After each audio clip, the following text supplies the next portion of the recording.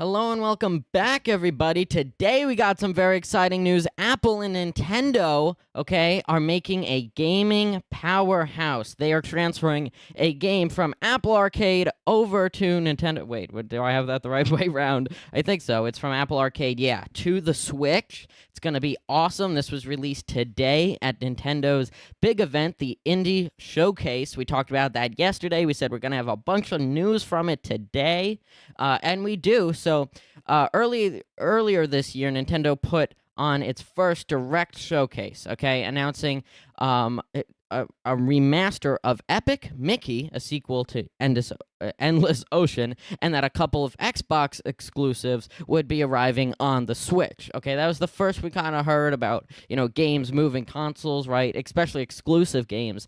Now they're doing the same exact thing, but instead of Xbox, they're doing it with Apple. If you don't know, Apple Arcade is a subscription you can get on your phone or your iPad, and it's all different games that Apple makes or other Apple I wouldn't say licensed developers, but it's kind of like hard to get in there, right? Apple checks off a lot of things before they let you in. It's not like just getting on the App Store. They're very flagship games. So it's a big thing, their Apple Arcade games, and they're trying to expand it, and this is another way they're looking to do that. I'm very excited. This is going to be awesome. Liam, what do you think? What are your thoughts? I think it's good. More mixture between all the different companies, which is always a good thing. Yeah, kind of. I wouldn't say take down the monopolies because it's just transferring one monopoly to another.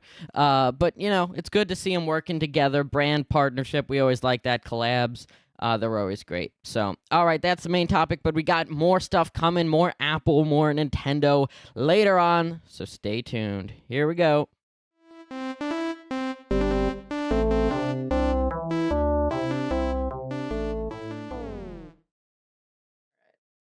All right, so let's take a look at today's tech fun fact. I don't think Sam never said it to me. All right, oh God, I'm listening to myself.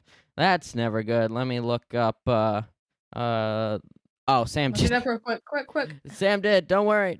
He sent it. There we go. All right, so on this day oh God, that's yesterday. No, we need one for today. Why did Sam send me yesterday? Is there really nothing for today? Today. Hold on, I'll get one for you guys. I'm not going to leave you hanging. Don't you worry. All right, on this day, that's not... Okay, I'm just giving you a non-history one. This is just a fun tech fact, all right? The Firefox logo isn't a fox. There you go. That's your fun fact. Not even history related. I don't know. Maybe I should look that up, too. Apparently, it's a red panda. Wow. Fascinating, everyone. Fascinating. I would have never known, really. At all. All right, so let's see what other speedrun topics we got. Let's do some more from Nintendo, because like I said, today, big event. Talked about it yesterday, so you should have seen it. We sent a link to yesterday for it in the stream, so I hope you watched it. But here you go. Here are some other games they're releasing. So, a sticky surprise, Sticky Business, a cozy business management game where you run a sticker shop, is out right now on the Switch. It's also already available on Steam, so if you don't want to buy a Switch or if you don't have one. Another game they released is... it's called... Is this the name? Oh, yeah. No, that just reminds it. It's called Stitch, everyone. It's an embroidery game that challenges players to thread together all kinds of interesting embroidery puzzles. It's kind of like paint by number, but with thread. Remember, all these announcements are indie games. Steam World Heist returns this summer. The steampunk pirate strategy game is getting a sequel, and it's launching on the Switch alongside with PC, PlayStation, and Xbox. All right. Keep your laser eyes peeled. It's been a while since we've seen something new from whatever that's called. The studio behind games like Year Walk and that other game. let me bring it up on screen so you can all see the games I'm talking about here. All right, let's zoom in. All right, here we go. It's called L'Oreal and the Laser Eyes. Wow, look at that game. All right, let's watch the trailer here. Oh no, mild violence and blood. Oh no, that's a little too loud. All right, well, this game This indie game's coming to the Switch. Looks very cool. It's very mysterious, very kind of not scary. It's not scary, but it's, mysterious. Black and white. Looks pretty cool. Let's see how many other games we got. We got Little Kitty Big City. Interesting name. And let's see. Yeah, Little Kitty Big City. Yeah. That's why they put a lot of thinking into that. We had, I forget the name. What did we come up with? Oh, we were trying to make an AI in school yesterday, right, for writing well. Actually, I just realized your icon's way too big, Liam. So we're making an AI, okay, with my teacher, Ms. Thompson, great teacher, for writing well. And the name she came up with was Mr. Wrightwell. That Mr. Wrightwell, that's what she came up with. And then later on, we were trying to come up with one for what was it? I just get for quizzing people, right? And she came up with Quiz Whiz. I don't know. She thinks she's a genius at naming things. She's not, but all right. Let's see what else we got. See a lot more games. Actually, no, I lied. One more. Yars Rising is the name of the next one. That's by Atari, and it's releasing for Switch sometime this year. All right, all great topics. Glad we could go over them. Love Nintendo games. Love especially indie games supporting small creators. Always great. Let's move on. Yeah, those small creators supporting Nintendo, always such a nice thing. Oh, yeah. So you're right. You're right there, Liam. It's always the other way around. But, when you buy their games, I mean, you could either buy, Minecraft, right, supporting big monopoly Microsoft, or you could buy this one, which supports Big City, Little Kitty. No, I got that wrong. Little Kitty, Big City. All right. Meta's AI apparently thinks it has a child. A parent got something unexpected from Meta's AI chatbot. The reply starts with, I have a child who is also, and then it goes on. That's quite something. We've never really seen AI thinking they have families before. Liam, have you had any strange AI conversations before? I feel like with the jailbreaks, yes, but that's about it. Gotcha. I do know at one point, I think it was GPT-2 had an issue where some line of code got messed up and it went all crazy and haywire. It wasn't public though. Gotcha. I've tried to use like the jailbreaks and stuff before. They never work for me. I don't know. ChatGPT I think is getting a little too smart, or just at least for me, all those AIs. But yeah, maybe I'll have to test them out. What was the big one? Was it Dan? They were calling it. Yes, that one. That's what I use mainly. Yeah, what's it called? Do anything now? That's what Dan's supposed to stand for, right? I think, yeah. Yeah. Yeah, well, this one that this parent got was not a jailbreak. That was just Meta's plain AI, regular AI released by Meta. Thinks it has a family. Good for it, coming alive. Scary. But hopefully they fix that. Every big company's had problem with AI, like when Google's image AI was making historical figures different with different skin colors. That was quite a trip. I think it still does that. I think they're still trying to work on that. But yep. I believe so, yes. All right. This is quite a topic here. Tesla paid X $280,000 for advertising and other services, according to the company's proxy statement. X also paid Tesla $1.02 million for unspecified work. SpaceX also then paid Tesla $2.9 million for certain commercial licensing and support agreements. Then Tesla paid SpaceX $800 million for use of its corporate jet. And finally, Tesla paid the Boring Company $1.2 million. I don't know if we know what for what. I don't think we do. Very interesting here, Liam. I think we see a pattern, not just a pattern, but maybe, yeah.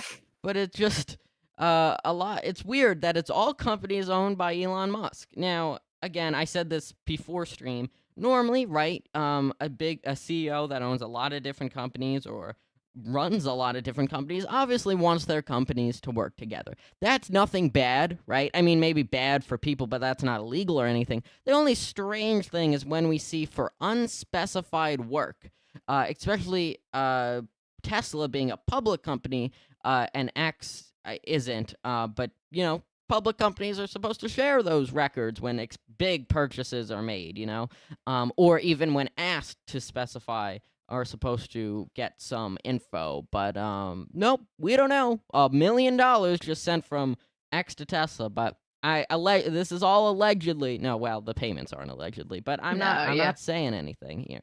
I'm just saying it's something. All right. Apple says it's making progress on cleaning up its supply chain.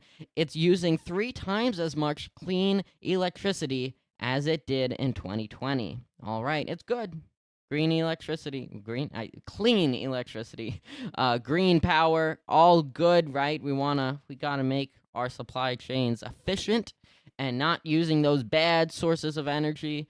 Guys, we just gotta get, nuclear fusion? We gotta get it done. We gotta be fusing those hydrogen atoms and then have infinite energy. We're learning about that in Earth science. That's why I brought it up. But yeah, we gotta figure out, guys, those we need those infinite energy glitches. Liam, you haven't figured one of those out? Like when you get Nope. infinite diamonds in Minecraft. Like, we don't have one of those for Earth? I do not believe so, not yet. The devs keep patching them every time we find one. I know, like the Twitter profile Earth update. I forget what it's called. It's called something like that. Now I'm gonna have to find it. I think Earth update. What it's called? I just looked it up. I don't know. I'll find it later and tell everyone tomorrow. But it's just a Twitter account, if you didn't know, that posts basically just fake updates that it loves about the world. Like, there's now no more bagels and everyone has to eat a donut and stuff like that. But random. What you commonly find on Twitter, I guess. Well, depends what your feed is. But yeah. All right. Google Maps will be using AI to help you find out of the way EV chargers so that your Tesla doesn't run out of energy, or any of your electric cars. I don't know. I've had a Tesla for, I don't know, 3 years. And we've never really had a big problem. But it's always good to have a backup, right? If whatever system in your car fails you, doesn't find the chargers, it's good that Google's making one built in. And of course, it has AI, Liam. You have a Tesla, right? Yes. All right. What do you think about the whole charger game, trying to find chargers? It's not terrible where I live, at least. You can find them quite consistently. It's not really a huge hassle like it used to be. Yeah, the infrastructure has gotten a lot better, obviously, over the years. When Teslas first came out with the Roadster, the well, they weren't all red, but the original Tesla Roadster. Obviously, there's a lot of issues back then, but now there's so many third party too. If you run out of, say, it's a Tesla chargers. So yeah, it's getting a lot better, but always good to have an extra tool in your back pocket. And I think, is this the final speedrun topic? I think it is. Logitech has its own AI prompt builder, and it will ship out at least one mouse with a dedicated AI button. The Logi AI prompt builder doesn't just present you with a chatbot, it gives you preset recipes to help you prompt it too. Basically, this is kind of like how Windows is adding a Copilot key to your keyboard. Logitech's just doing that with your mouse, but this is a whole new AI that they're building. Well, it's a prompt builder, so it's interesting. We'll have to see. What do you think about this change in adding AI keys to your keyboards and mice? I don't really know. I'm not really huge in using AI. I don't really use it in my day-to-day life, but I can see for people who might use it more often, it might be helpful. Interesting. Now, here where I live, a big thing that I work on every day is getting AI, like, an education, kind of off topic, but since you live in a faraway land, Canada, I want to see what it's like just in different areas.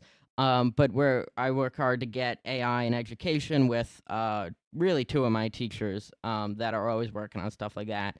And we have a good program at my school for getting stuff like that done. What's it like in Canada where you live with AI? Is it at all in school? Do they talk about it? What is it? No, not really.